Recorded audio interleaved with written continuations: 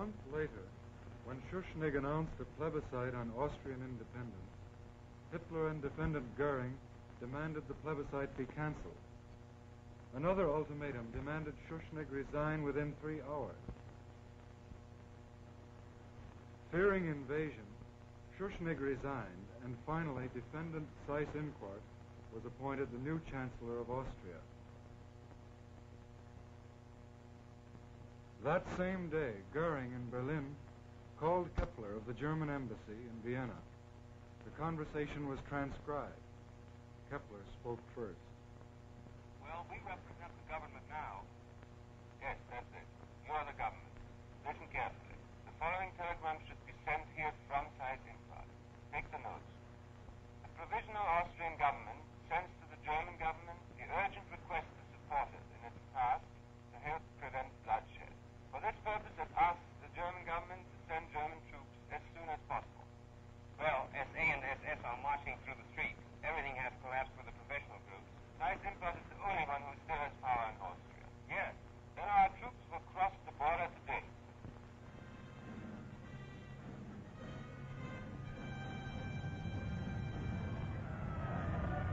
The act was written, joining Austria to Germany, and signed by Defendants Seyss-Inquart, Goering, Frick, von Ribbentrop, and Hess. Hitler, of course, had said, Germany neither intends nor wishes to interfere in the internal affairs of Austria, to annex Austria or to conclude an Anschluss. 21st of May, 1935, Adolf Hitler.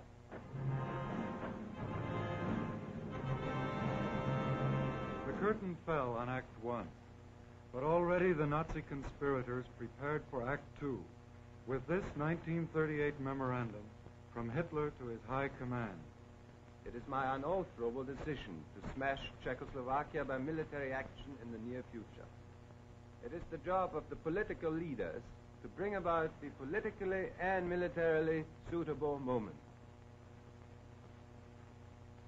Konrad Henlein was designated political leader.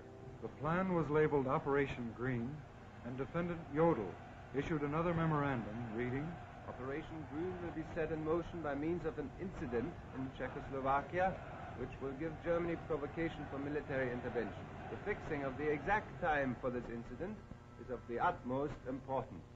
A few months later, Germany signed the Munich Pact with England, France, and Italy. This pact involved the transfer of the Sudetenland to Germany. The conspirators called it their last territorial demand.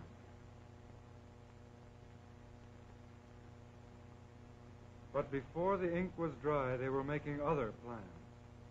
For Hitler's goal was the complete absorption of Czechoslovakia. And now the Czech president, Hacha, was called to a meeting with Hitler and defendants Goering, von Ribbentrop, and Keitel. They gave him the ultimatum. Bohemia and Moravia would be incorporated into Germany immediately, or Czechoslovakia would be invaded and Prague destroyed from the air. Hacha was helpless. Defendants von Ribbentrop and Frick signed the decree making Bohemia and Moravia a German protectorate. Speaking some months before about the Sudetenland, however, Hitler had said, I have promised, and repeated here, that there will be no more territorial problems for Germany in Europe. I will be no longer interested in the Czech state, and I will guarantee it. 26 September 1938, Adolf Hitler.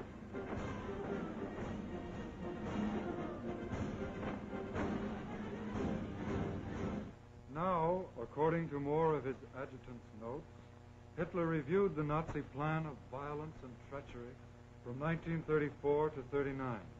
The notes read, First, rearmament. In 1935, the introduction of compulsory military service. After that, militarization of the Rhineland. 1 year later, Austria came. It brought about a considerable reinforcement of the Reich. The next step was Bohemia and Moravia. Then followed the erection of the Protectorate, and with that the basis for action against Poland was laid. Basically, I did not organize the armed forces in order not to strike. The decision to strike was always in me.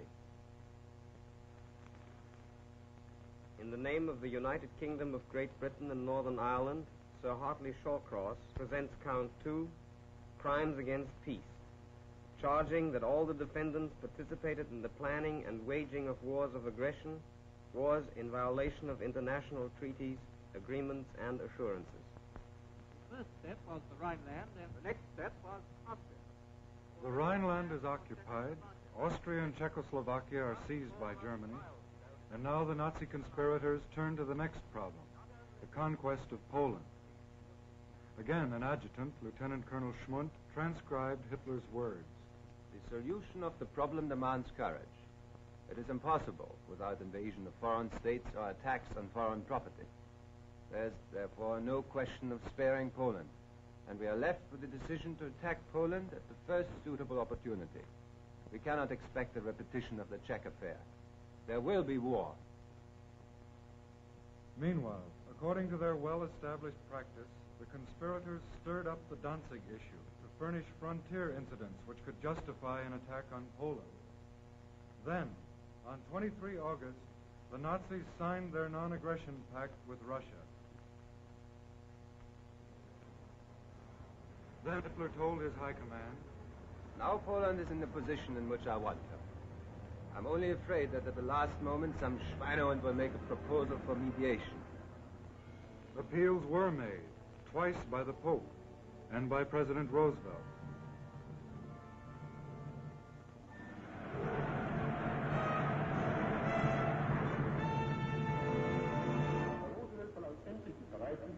Finally, Mr. Roosevelt asks that assurance be given him that the German armed forces will not attack and, above all, not invade the territory or possessions of the following independent nations. He then names as those coming into question Finnland, Lettland, Litauen, Estland, Norway, Sweden, Denmark, Niederlande, Belgien, Großbritannien, Irland, Frankreich, Portugal, Spanien, die Schweiz, Liechtenstein, Luxemburg, Polen. Meine Antwort!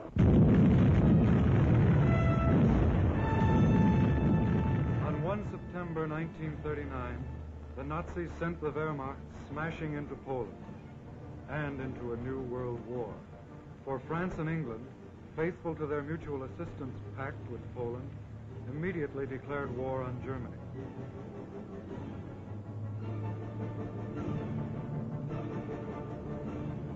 The Luftwaffe opened mass attacks on Polish towns and cities.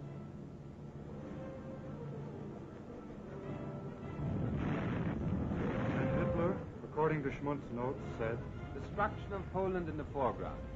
I shall give a propagandist cause for starting the war. Never mind whether it be plausible or not. Have no pity. Take a brutal attitude. But, as usual, before the attack on Poland, Hitler told the world, during the troubled months of the past year, the friendship between Poland and Germany has been one of the reassuring factors in the political life of Europe. 30th of January 1939, Adolf Hitler. The path of destruction started in Poland, but soon it led north and south across all Europe. And each new aggression was based on Hitler's principle that in war, victory, not right, is what matters. Non-aggression treaty. It is firmly resolved to maintain peace between Denmark and Germany in all circumstances. 31st of May, 1939, Ribbentrop. But on 9 April 1940, German troops invaded Denmark.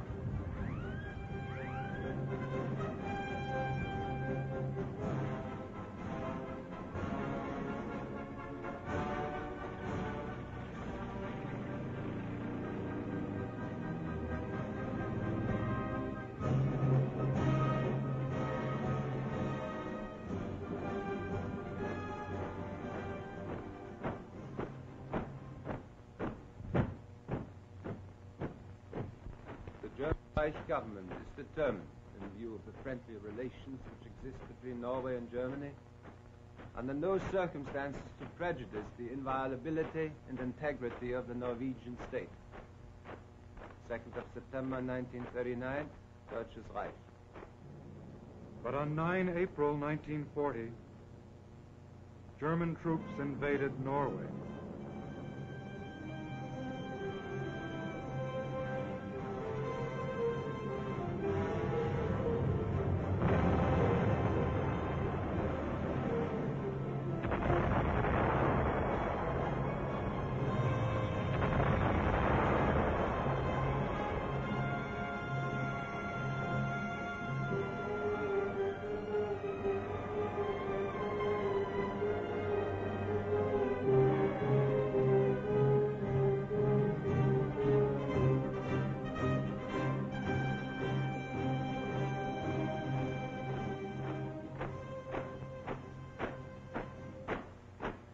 I assure the governments of Belgium, Holland, and Luxembourg that Germany will not violate their neutrality.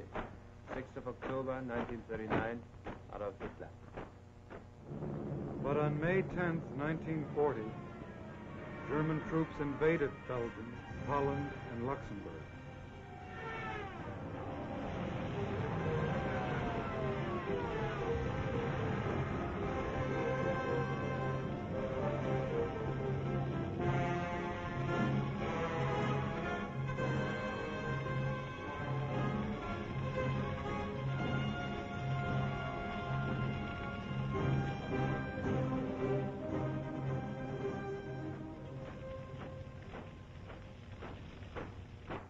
The firmly established, reliable relationship of Germany to Yugoslavia will represent an element of calm to our nerve-wracked continent. This peace is the goal of all who are disposed to perform really constructive work. 1st of June, 1939, Adolf Hitler. But on 6th April 1941, German troops invaded Yugoslavia.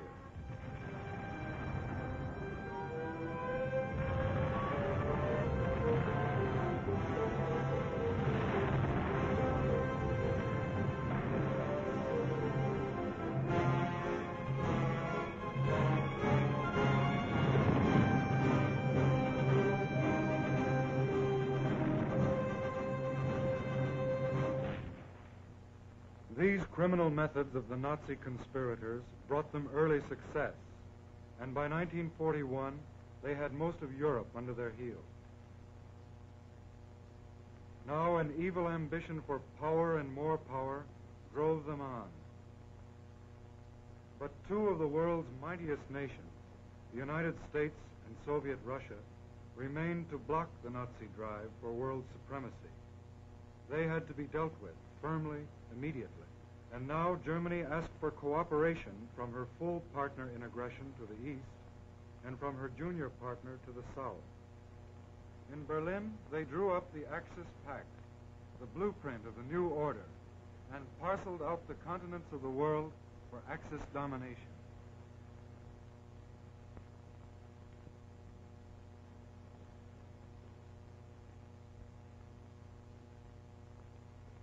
Italy was to get the Mediterranean sphere.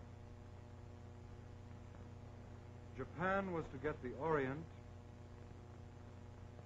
and to Germany would go the rest of the world.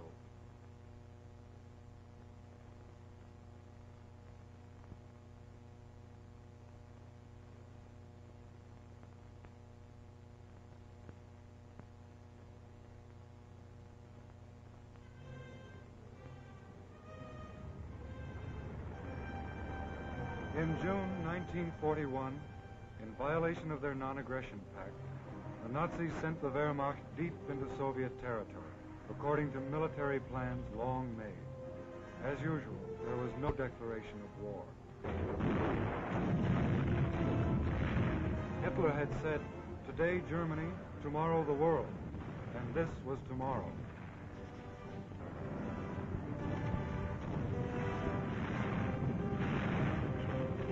Land warfare in the east, air warfare in the west. For now Defendant Goering's Luftwaffe was hurled with full force against the people and cities of Britain. Hitler, after all, had told the Reichstag, "I will blot out their cities."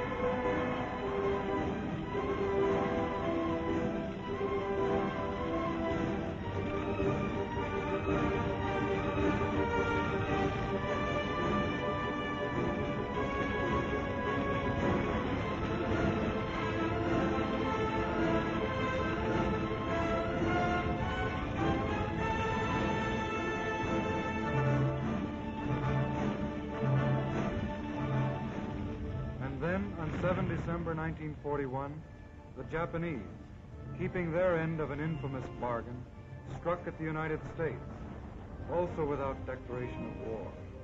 Japanese bombs rained on Pearl Harbor, spreading war finally to the Pacific.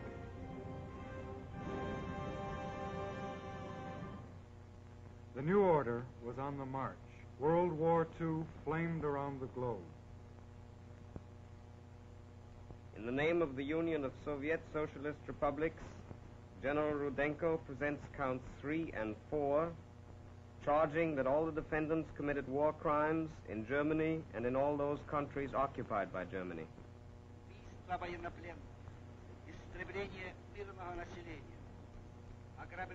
The Nazi conspirators committed crimes against enemy armies, against prisoners of war, against the civilians of occupied land.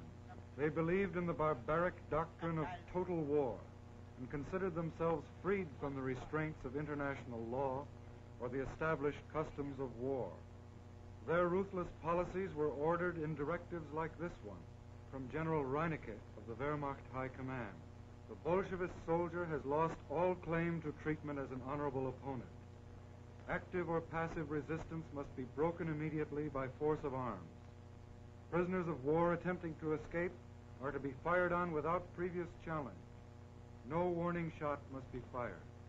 More proof of this savage Nazi policy comes from the affidavit of Kurt Lindau, former Gestapo officer.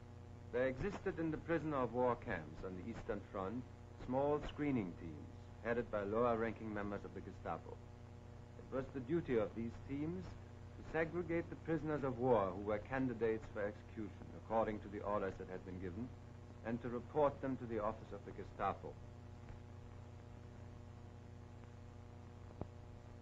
And a letter from Defendant Rosenberg to Defendant Keitel in 1942 stated clearly, a large part of the Soviet prisoners of war has starved or died because of the hazards of the weather.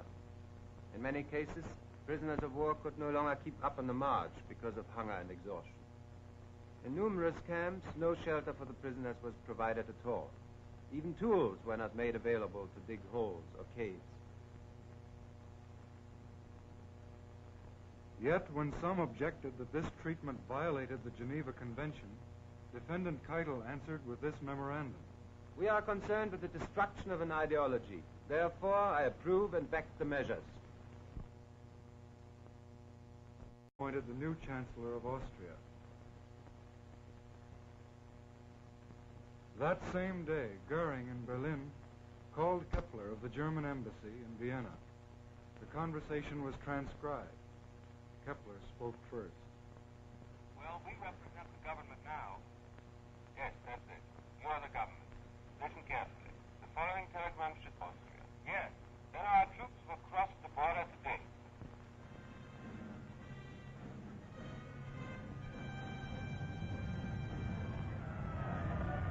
The act was written, joining Austria to Germany, and signed by defendants Seyss-Inquart, Goering, Frick, von Ribbentrop, and Hess. Hitler, of course, had said. A month later, when Schuschnigg announced a plebiscite on Austrian independence, Hitler and defendant Goering demanded the plebiscite be canceled. Another ultimatum demanded Schuschnigg resign within 3 hours. Fearing invasion, Schuschnigg resigned, and finally defendant Seyss-Inquart was appointed. Germany neither intends nor wishes to interfere in the internal affairs of Austria, to annex Austria or to conclude an Anschluss. 21st of May, 1935, Adolf Hitler.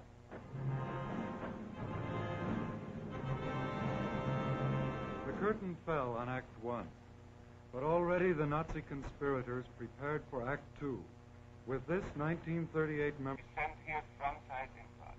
Take the notes.